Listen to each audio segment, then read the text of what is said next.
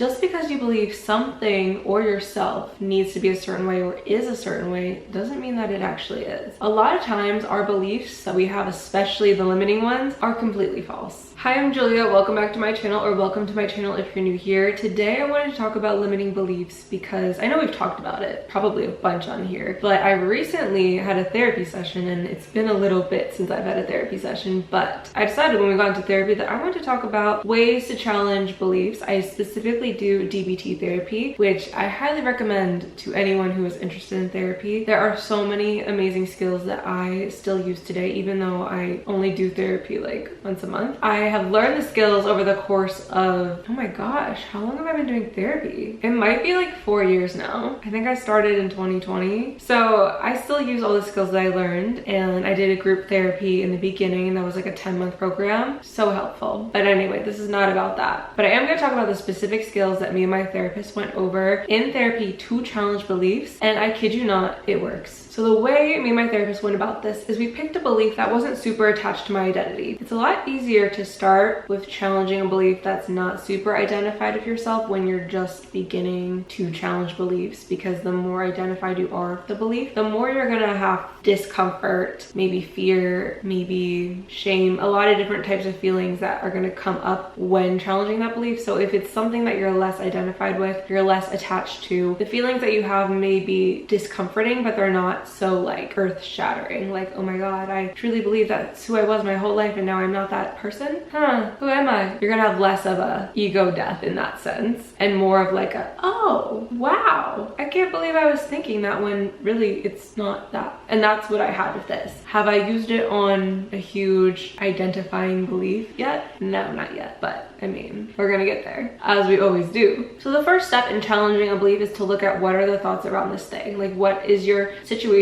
What is your scenario? Clearly you're becoming aware of it. I'm gonna give you guys the example that I used, and that is, why do I feel bad rejecting people? So it started off with a question to myself of like, yeah, this is a pattern for me. I've noticed I've done this 3 times in the course of, I don't know, 3 months, and I don't like that I'm doing it because it makes me feel bad. So if you notice a pattern, that's when you can kind of like ask yourself a question. Why do I do such and such? So that's gonna lead you to whatever the thought may be for you, but for me it was, I feel bad rejecting people. Then I asked enough questions, and then the belief that I came to for this specific scenario was, I don't want to reject people because I don't like when people reject me. So that was the conclusion that I came to, and basically it was after seeing a pattern where I had to reject 3 different people who I gave my phone number out to when I didn't even really have an interest in like continuing to talk to them in the first place. I just felt bad saying no, but then that led me to have to say no later, which made it even worse because then I was like pondering it and thinking about it and feeling bad about it, when who knows how they were feeling on the other end, but I was projecting like, oh, I'm gonna make them feel bad. So that's how I came to the belief of, I don't like to reject people because I don't like when people reject me. And then the next step, once you figure out the belief, is to validate it. Like, why does it make sense that you tend to think this way in this situation? And normally you might look at it in one situation, but the way we do anything is the way we do everything. So this will tend to bleed over into a lot of other different things. Like, I realized after doing this process, that belief isn't just around rejecting people, it's also about confronting people when they're doing something that I don't prefer or I don't like, or when I've gotten my feelings hurt, whatever. It goes deeper than this, but we have to start with like the surface, and then we can, you know, dive a little deeper, swim a little deeper, get to the bottom. So then for this specific belief, the way I validated it was, I wrote, it makes sense that I feel like this because I was told my emotions cause problems for others. And that, you know, stems back to childhood, stems back to being in school, maybe parents, maybe friends, maybe teachers, whatever the circumstances were that inflicted the first wounds that, you know, created the pattern in the first place. We validate, this is why it makes sense. And then we ask ourselves, like, what emotion are we feeling? Like, what does this feel like? For me, the emotion around this situation was fear. Like, I was like nervous and I felt the need to avoid, I felt the need to like ghost, which doesn't align with my values. So that really stood out to me, and I'm like, why am I acting like this? Like, that's not who I am. So then it would force me to have to reject them in the kindest way possible, which is fine, but I could have avoided the whole scenario if I would have just been like, okay, Julia, do you really want to give your phone number out right now? Or are you just enjoying having a friendly conversation, and can you just say, you know, it was really nice having this conversation, but I'm not interested in moving forward in this connection. So for me, the emotion was fear, and I have to self-soothe self-soothe the fear before I can even go any further. For whatever emotion comes up for you, it's best to use any type of self-soothing skill, whether it's breathing, sitting quietly with yourself, excusing yourself from the situation just to get some air and like be with yourself and really feel what you're feeling. There's a whole myriad of different self-soothing mechanisms that comes with DBT therapy. And then the next step we have in this process is to look at our values and be like, is the way I'm behaving aligning with my values? For me, it wasn't, because I'm like, it's not in my values to ghost. I wouldn't want to be ghosted. As uncomfortable and upsetting as it may be, I would rather them tell me why they're not interested or telling me just straight up that they're not interested than be left wondering. So that made me feel like, okay, I have to let these people know that I am not interested. Kindly, of course, but like, it's not in my values to just pretend and ignore and keep avoiding, even though my fear is leading me to do so. And that's how I got to a wise response answer, which is what we want to come to when we get through this process, is we want to have a wise perspective on the whole situation that we didn't have before, because maybe our emotions were clouding us, or our thoughts, or we just couldn't get beneath the belt to see why we have this belief in the first place. And the wise response that I got to was, I can't be responsible for how they receive my rejection as long as I do it kindly and as soon as possible. It's not good for either person to do something that they don't want to do just to please the other. And that is true in most circumstances for myself. So once I got to that answer, I was like, oh, you know, I feel like the reason why I behaved the way I behaved was just because I couldn't get past the discomfort of that emotion to see the real reason why. And the real reason why was that I thought I was responsible for making the other person feel bad. And yes, in some ways I am responsible for triggering them into feeling whatever they're feeling, but I am not responsible for what they're feeling, because it comes back to that wise response of, it's not good for anyone to pretend that they like someone or like something just to make them feel better. Playing pretend in that sense is inauthentic. And for me, a value of mine, which is a value probably of most people, is to be your authentic self. And what is authentic is to be honest.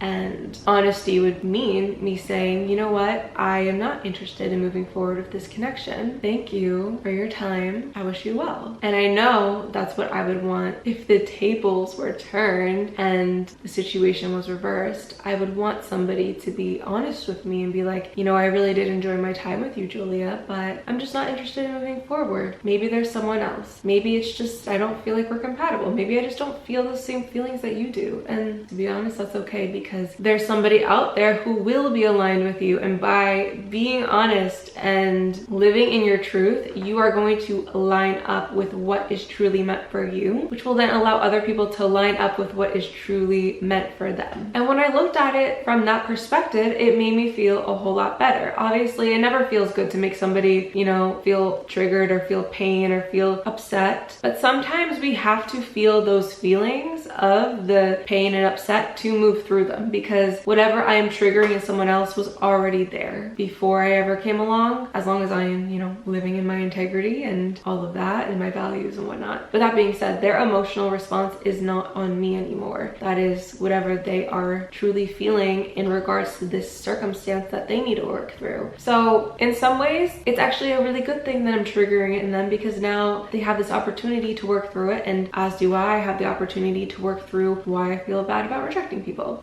So that was the conclusion I came to by really digging deep on that belief. I'm sure there are so many more beliefs, I know for a fact, that I need to dig a lot deeper on and just kind of look at the whole picture of emotions and situations and feelings and thoughts. But I hope you can take this process and apply it to your beliefs in your life in whatever capacity that you can. And I will see you in my next video next week. I love you guys so much. Bye.